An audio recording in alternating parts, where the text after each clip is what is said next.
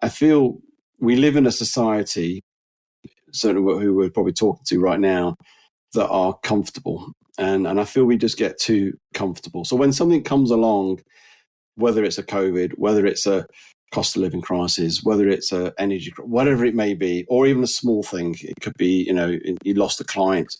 It could be a macro or micro thing. Mm-hmm. We just get thrown so much. And I think because we're so comfortable and so I think everyone should go its own way. And I was talking to somebody recently and they were sharing about somebody in their family that was just thrown by this, thrown by that. And I think we do get thrown things. I know there's a reality. Things do throw us. But I feel we're just not prepared for it. And it's about preparing your body, your system, your mind for the inevitable things that will happen to us. The reality is things will happen. Things will go wrong. Welcome to the Career Changemaker podcast, where we focus on owning your career journey and making impact through the work that you do. Whether you're looking to pivot, transition into leadership, or reimagine your career completely, this podcast is for you. We'll unpack career development strategies, leadership insights, and the mindset shifts needed to thrive in your career. Being a career changemaker means taking control and shaping your professional path with intention. I'm your host, lawyer turned career and leadership development specialist, Janine Esbrand. So if you're ready for candid conversations that are going to help you grow, keep listening. Hello, and welcome to the show. Today, we're talking about a super important topic. We are working and operating in a world that is rapidly changing, and we can't avoid the changes and the challenges that come our way, but we can prepare ourselves to be better able to deal with the unexpected. So today we're going to be diving into resilience and what it looks like to be more resilient as a leader and what it looks like to be more resilient as a person in general. Our guest today is Julian Roberts. He's an author and a leadership expert who is passionate about cultivating resilience amongst leaders and teams. Julian and I met during our executive coaching training, and I've been following his work ever since. He's always sharing so much goodness and wisdom. So I'm excited for you to hear some of the tips and strategies he has for you for becoming more resilient. So without further ado, let's jump into my conversation with Julian. Hi, Julian. Hi, Janine. Good to see you. You too. Thank you so much for being here. I am super excited for our conversation today. So before we dive in, can you just introduce yourself and tell the audience a bit about you? Yeah, very, very quickly. I'm an executive coach and have been for the last 5-6 years with a real focus on helping organizations and teams build resilience. That's my passion, my purpose with that. I do a lot of stuff individually as well. So I help sort of individual leaders become more resilient, help them to prevent sort of burnout and things like that. But yes, love working with people, love helping people achieve their goals. Awesome. So you said you've been doing this work for the last 5-6 years. So what were you doing before? Tell us a bit about your career journey to this point. How did you get here? Yeah, I spent sort of 20 years working in the food industry, working for companies like Heinz and Yoplait in the sales side, actually, and loved it, enjoyed it, and sort of did all sorts of roles, but in the context of sales and marketing. And as much as I loved that, and I did, helping sort of organizations develop strategies, how to win sort of products into Tesco, Asda, Walmart, and the like, and working with people to achieve those amazing goals of growing businesses as well. That was all great. And I think my last role was, unfortunately, quite a toxic environment, which now I look at it as a way of, it was a positive for me because it enabled me to do what I'm doing now, because it created me time to think about things. It sort of pushed me on to sort of get out of that sort of corporate world. And I reflected on my career, and as much as I love the strategy and I love the sales and I love sort of growing businesses, and that's all good stuff, it was the people side that I really realized is when I was in the flow, really. I've already started with a cliche and one of those words, haven't I now? Cliche? No. So already so I was really felt I was just on it when I was working with people. And I had this ability to spot talent, but also unlock talent. And I had more of a coaching style. And as I reflected on that, of what to do next post my corporate career, I thought, well, that's a coach, isn't it? So I then retrained as a coach. In fact, we did our training together and subsequently done NLP, team coaching. I've also done a master's in psychology because I just felt I wanted to just understand more about the human brain and behaviors, and just been on a real journey of learning and developing myself since then, but also using all what I had in those 20 years, working in strategy and working with corporates and everything else. But yeah, that's how I got here today. Wow. That's not a straight line journey. You've done lots of different things to get to where it is you are now. And I love that you've been able to use your previous experience and infuse that into your work. How would you say you've gone about kind of navigating career progression and growth on your journey? Because you said you moved through various companies. You've been operating at the highest level within organizations. So what's been your approach or philosophy towards growth? Professional? I think early on, to be honest, was a little bit more focused on money. I think that was always the, unfortunate, trying to get more money. And so you sort of focus on that. But I think latterly started to realize as I got my first sort of managerial post in managing, I think, 2 people, and actually found that really exciting. It really sort of did something for me, managing people. And so I started to think, okay, I want to do more of this, but I also had this sort of strategic element. And I started to think a bit more about how do I encompass the sort of people side, but also strategic side. And so I started to then pursue goals. I had headhunters call me and everything else, and start to align a little bit more with that.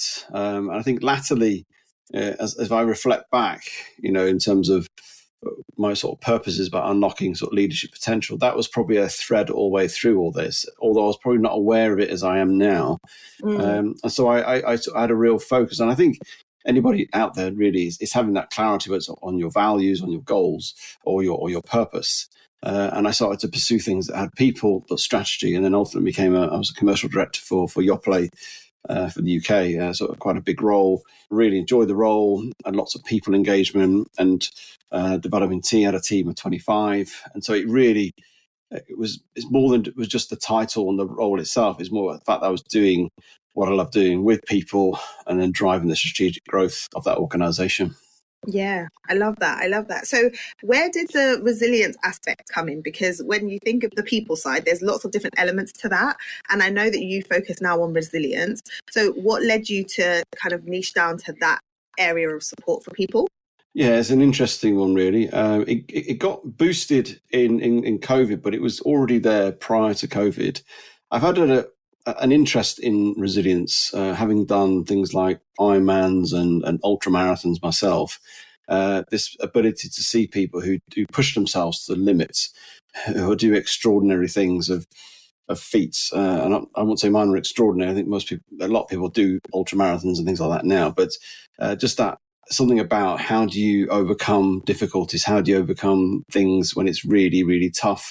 And an ultra marathon is a good example where you go into it feeling fairly trained, fairly up for it. You might get dehydrated because it's a really hot day. Then you're unplanned. You might not be able to eat because you just feel a bit queasy. You get injuries along the way. You might have injury beforehand. And it's just navigating that. And I just got a real interest in resilience, started reading more about it, and almost the more focus on the personal resilience at that time. And then when COVID came along, it just seemed to obviously, I think resilience became the word of that year, 5 years ago.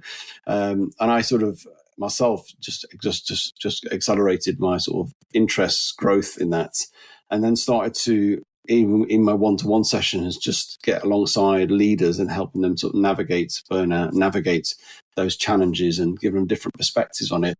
And then in terms of the team piece, I just thought, well, I really want to make a bigger impact here. And so I wanted to sort of get more into teams.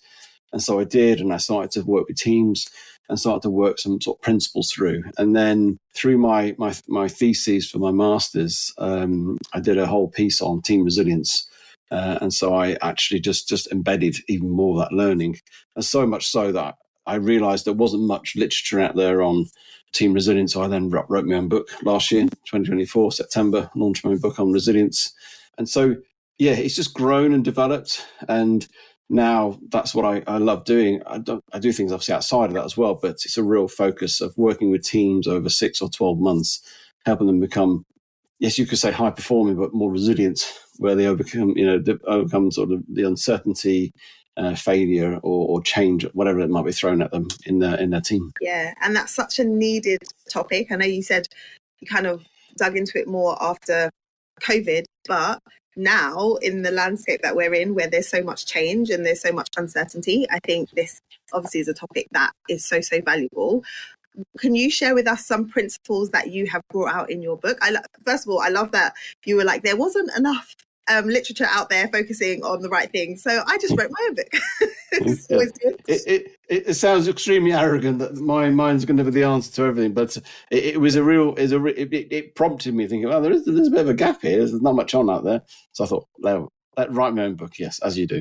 I love it. So what are some of the principles that you are sharing in the book? Going into massive detail, I have some core principles. One is about purpose, and this is not fluffy writing on the wall type of stuff. It's having an understanding of your team why, and that's really important. I realized through COVID, through the teams I work with, having that team why, when things really get tough, knowing why you're there, having that North Star, having that sort of guiding light. To have an example, I'd worked with a guy, this was over COVID time, and he was, I knew he was quite purpose driven as an organization.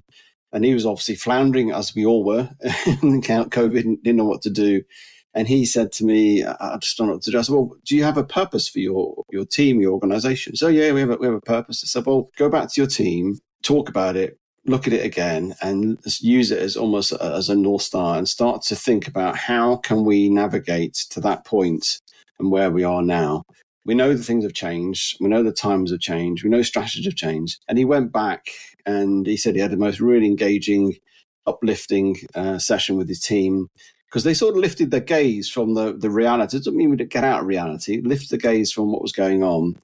And he said the purpose stayed the same pretty much. The only thing that's changed is the how you're going to get to it, and the timing of it. And they just re-navigated, retweet things, and came up with ways of working, came up with different strategies that will get them close to that purpose. And so it was a really helpful thing. And so that's one of my sort of core principles that I think teams need to have. And it's almost not actually fall back on, but almost be a guiding light as you go forward. Yeah. So good. And when it comes to then resilience for individuals, I know I saw a post of yours on LinkedIn where you were talking about plunging into an ice bath. And I was like, okay, Julian, we need to talk more about this.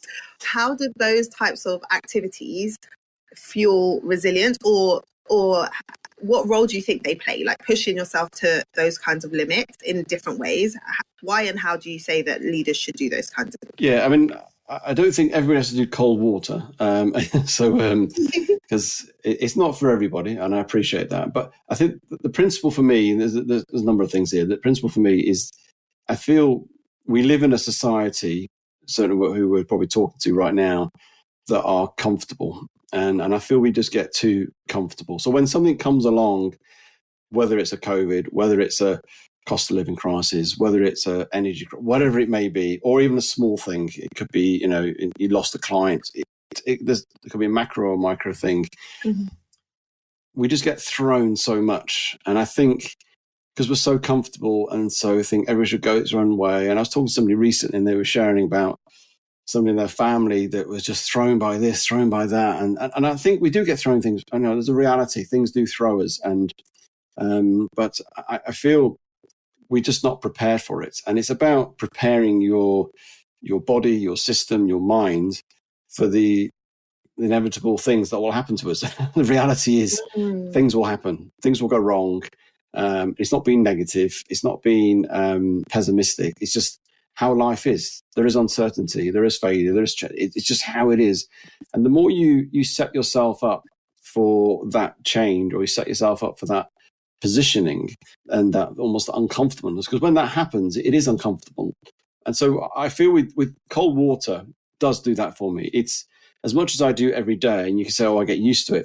I still sort of slightly pause before I go in milliseconds now, but it's still uncomfortable. I still feel cold. I don't feel it's really warm. And some days are easier than others. But I know I've done something pretty uncomfortable and I've overcome something right at the start of my day. That's what I do at the start of my day in my coffee. But I also know what it does do. It also gives me a dopamine rush. It can be up to 4 times, which is equivalent to snorting cocaine, apparently. I've never done that, but that's what it's equivalent to. And I say you get this little high, you get this real clarity of focus. And what I've found over the 3 years I've been doing cold water now, is it's increased my threshold to stress.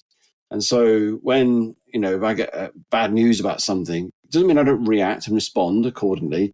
I'm not so thrown, and it keeps me in my logic, my prefrontal cortex brain, which is where you make the best decisions. Because when we get thrown by a loss of a big client or something, or whatever it may be, and we spin into, that sort of fight or flight mode, we'd make the worst decisions out, and it's not helpful. We lash out, and it's all very emotional. I feel like my threshold to stress has increased. And so that's one aspect. I mean, I do other things like, gratitude. Gratitude is another great thing. And there's lots of research on the cold water as with gratitude. Gratitude, if I'm feeling a bit rubbish or things are just not going as well, I get really into a gratitude mode. I start being grateful, whether it's for my wife, for the kids, whatever it may be. Just go through a whole list of things, for the sunshine, for that I can walk, I've got good health, whatever it may be. Because I know it will release dopamine, I know it will release serotonin, and they'll make me feel positive, and I'll start to see the positive things in the situation I'm in. So that's another thing I do. I do mindfulness. So it's having things amongst a lifestyle or habits or rituals that prepare yourself for the inevitable things that will rock you and go wrong or not be as expected, and so we don't feel so rocked. And that's what I'm helping leaders with as well, helping them to do it for themselves. Not you have to do cold water, but creating their own ways of doing that in your life.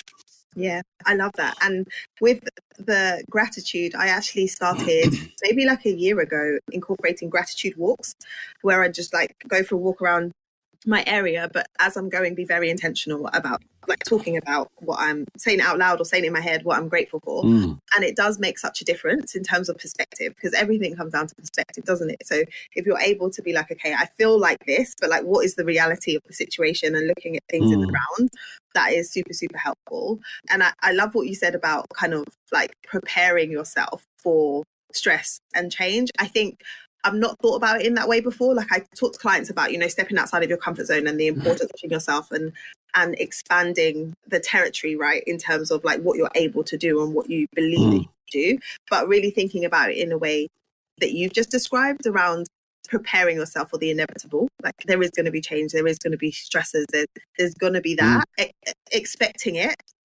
So you don't know when, you don't know how it's going to come up, but it's going to come up. So I love that in terms of like preparing yourself. So I need to think about what my thing is. I don't think it's going to be cold water, but we'll figure it out. I was challenged by a trainer a few years ago to have like a cold shower every day, and I struggled. But then again, that's good, right? It's making myself uncomfortable. So maybe you're giving me some food for thought. Let me think about how I might implement that. Okay. When you think about us going into 2025, what are some of the kind of challenges that you're either seeing already, like amongst leaders that you're working with, or you anticipate are going to be challenges that people are going to be facing given the landscape and like the world that we're living in, and how quickly everything's changing and moving with AI and lots of different things?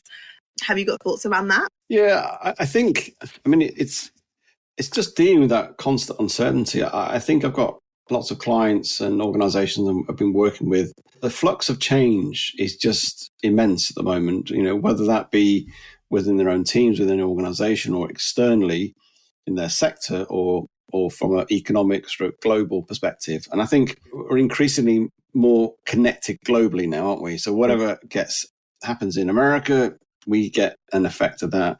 What happens in China, et cetera, et cetera. And I think there is so many, I was just thinking the other day, so many things that could be happening, and it could get quite overwhelming. And I think it's that, as much as it's good to, and I do a lot of things about scenario planning, not to get so overwhelmed. I think sometimes there's almost a potential to be overwhelmed with what's going on with, the state of news and we're going to new sort of president in America in end of January, and the effects of that, and you could go on and on, and I think as much as it's being mindful and aware of that, but it's also not been getting so overwhelmed and caught up with that. And I talk a lot about with my clients where I said to them, the only place where you are in the most control or at peace is when you're in the moment, in the present time, because that's when your system goes, oh, I can control everything. I feel okay. I feel at peace. It's the moment you start going ahead, you get anxious because you feel out of control. Or if you go backwards in terms of in the past, then you feel depressed because you can't do anything about it. And I think it's that balance of being mindful of those things, but also not getting so caught up that overwhelms you and you just think, what's the point? type of thing. I think that's quite a challenge as a general sort of biggie for everybody going into 2025. Yeah, absolutely. And the fact that we are so connected, because sometimes I think, is it that there's more things happening, or is it just the fact that we're more aware of it because we're so connected and things have been happening all the time? But now that social media makes everything so instant and you can be updated, it's like it has been happening. And so being able to recognize when it's time for you to tune out and when it's time for you to be able to focus and maybe not consume so much, I think is something that people need to think about, because if we're not intentional about it, like the information just comes and the updates just come and the awareness just comes. But it's like, do we need that right now? And is there a way that we can filter the information? I was listening. We talked about recently the cost of living crisis, and for me, it feels like a new phrase. It feels like we were the only generation that is experiencing a cost of living crisis. And I watched, it must have been the 70s, it would be the 70s, some sort of newsreel, and they mentioned the cost of living crisis. It was throughout the whole newsreel, and it made me smile, thinking, we've been there before. We've done this before, and it just not. And obviously, it's not saying it is tough, and it has been tough for all of us, and certainly for the ones in sort of more poorer states and financially. But I thought we've been through this before, and I think sometimes that can be encouraging and helpful that we've got through this. Yes, and yes, 100 years ago we got through a pandemic as well, and so. I'm not, looking at history, but I just think sometimes we get caught up with thinking, we were the only generation experiencing this. No. Life is basically cyclical. It really is. Yes. There's nothing new really under the sun, is there? Exactly. And I think that's such a good perspective to hold on to. Like we've done this before. You're not new to this. We'll figure it. Like we can figure it out. Everything is figure outable. Is one of the mantras I like to hold on to, so that we don't get so stuck in the weeds of things. So. So good. Okay, so I want to ask you some quick fire questions so that I can kind of get from you some nuggets around how you approach things that could be helpful for those that are listening. So first one is, what one tool helps you to execute in your role? It sounds really boring, but I use Zoom an awful lot. It's a really useful tool. Yeah, that's really helpful. I've dipped into the AI. I use Claude AI. And that's really helpful sometimes when you're a solopreneur, just to get some ideas on something, and rather than you can't talk to anybody, or you haven't got the opportunity. I use that for idea generation or just to spark me on something to think about with a client or with a program and developing, whatever it may be. So that's been quite helpful. Yeah, love it. Can't get past Zoom. Zoom is definitely fundamental for so many of us. So what's your favorite way to unwind and de-stress? Either go for a walk or a trail run in a forest or on the South Downs, because it's the best place where I reflect. I take my phone with me, but usually no signal. I don't take any music, podcast, nothing. It's just me and nature. And I love it. I de-stress, I calm, I relax, I reflect, I enjoy it. I talk to myself, I talk out loud, I do all sorts of strange things. And I'm exercising as well. And it's just brilliant for me. Love it. Wonderful. We live in Surrey, and not far from my house, maybe like a 5-minute drive, there's like woods, and some people go on their mountain bikes there. I don't do that. But just going to walk and like seeing the views of the Surrey Hills and just having that time to just be close to nature, it does something, especially when you're stressed, right? It's just like, okay, I just need to go out there, and then just calms everything down. So I love that. Okay, which leader do you admire the most and why? Now, this might be controversial and quite an unusual one. It's John Major. It's and I'll explain. He's the sort of Prime Minister of the UK in the 90s. He did something which he's quite passionate about. He introduced the national lottery, and there's something quite powerful about this, because he wanted to create a better sporting environment for elite sports within the UK, for Sport England. And so the national lottery was set up to generate income for it, basically. I think it's been going for 30 years now, and it's generated billions for Sport England that's then invested into those athletes, subsequently into the sort of Olympics and everything else. And he did something which is quite unusual for a prime minister or an MP. He did something that the effects or the impact of it was well after he was in service. So I think he finished in 97 or something. So the effect of it was beyond his years, and it was sustainable. It was long term. And I just like that fact that he talked about something. In 94, we got the national lottery.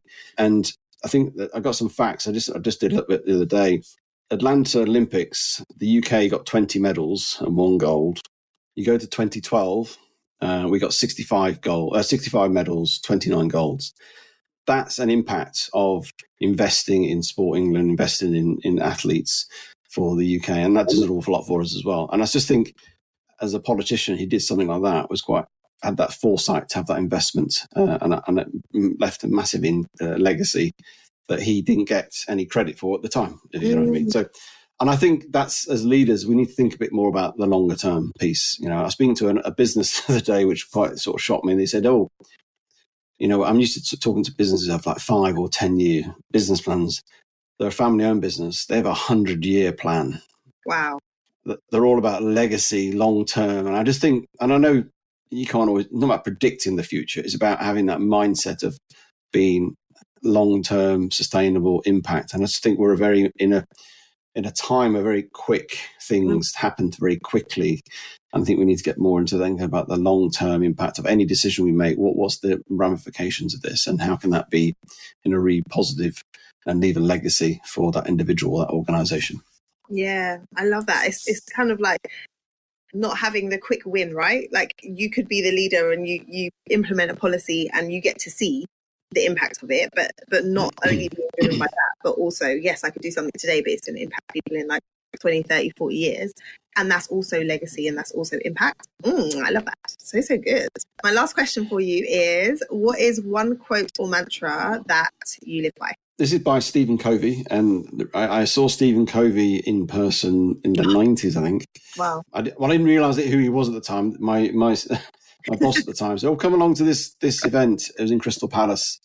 Didn't have an absolute Scooby clue what I was going to. And we were at this sort of event on round tables, and he was incredibly powerful, this guy. And who is this guy, Stephen? I got a book afterwards and all that sort of stuff. And then I realised who he was. He'd wander around talking and just interacting with people. It was quite amazing. But one of his habits, which has stuck with me, which has almost helped me, I suppose, from a leadership point of view, but also from a coaching point of view, is he says, seek first to understand, then to be understood. And it's that, listen first, give people the airtime. Don't listen to answer, listen to understand, literally get that. And I've always had that. It's been in me since the late 90s, I think. That has enabled me to be as a leader that will generally listen to people before then I will speak. And that's always been, I guess, my mantra and my approach to how I do things. Love Stephen Covey. So good. And I love it that in hindsight, you're like, oh, he's this person. And I actually got to meet him. Exactly. So those are the quick fire questions I wanted to ask you. As we wrap up, is there a key takeaway that you would like the audience to have when it comes to the work that you do and being resilient, and the things that they need to be or can be thinking about that could be supportive for them? I mean, obviously, I would always say to any team, look to how can you make that team more resilient? And it's not about high performance. It's about how can you put in things in place that will enable them, as much as an individual, I put things in place to help me to be more resilient. How do you put that within a team? I talked about purpose before. Other ways are, looking at psychological safety. And the reason for that is that creates huge amounts of innovation, because if people feel safe, they'll contribute, they'll share, they'll challenge, they'll go for it, they'll learn new things. And that to me is really quite fundamental. And then diversity, inclusion. I'm not talking here tick boxes or quotas in organizations, because I almost didn't include this because I feel it almost becomes a little bit of a trend. Oh, let's put diversity, inclusion. No, the reason for that is you have diverse perspectives from different cultures, different way of thinking, different generations, can help you solve problems and give different solutions you never thought of. And I encourage that with boards, with teams. The more diverse, the better. But don't do it out of, oh, we need to be more diverse because that's what the world's telling us. No, you do it because it will generate better outcomes for you as a team. So I think for me, those are sort of things is, don't get caught up on the trends. Look at what that will drive you to do for your organization and help you become more resilient as teams within those organizations. Yeah. Thank you. That's so good. Especially the tick box thing, which is so frustrating sometimes when people are going the wrong way about it, right? And then not necessarily getting the results that need to be gotten. And so, yeah, that's good. That's good. So, Julian, where can people find your book, first and foremost? And then where's the best place for them to connect with you and learn more about the work? Yeah. You can find my book on Amazon. It's called Weathering the Storm. Yeah, a guide to building resilient teams. But even got a copy of it here. So there we go. Love it. Go. So good. And then you can find me on LinkedIn. Obviously, you could type in Julian Roberts. You get this sort of face. You'll sort of see it's me. Or julianrobertsconsulting.com is my website. Awesome. Well, thank you so much for your time today. Thank you for sharing so many gems, so many nuggets.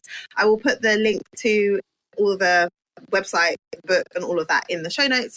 But I appreciate your time. Thank you for sharing with us. Thank you, Janine. It's been a pleasure. Really good to connect with you again. I hope you enjoyed that conversation as much as I did. There were so many great takeaways. I was really struck by what Julian shared about being intentional when it comes to not just pushing yourself out of your comfort zone, but really preparing your mind, your body, your nervous system for the unexpected and recognizing that things are going to change.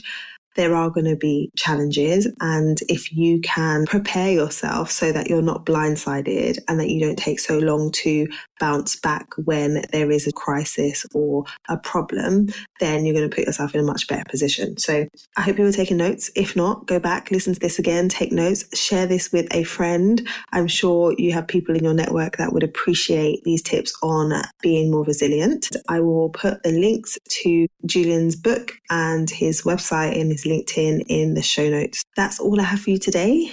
Until next time, look after yourself and keep moving towards your career goals.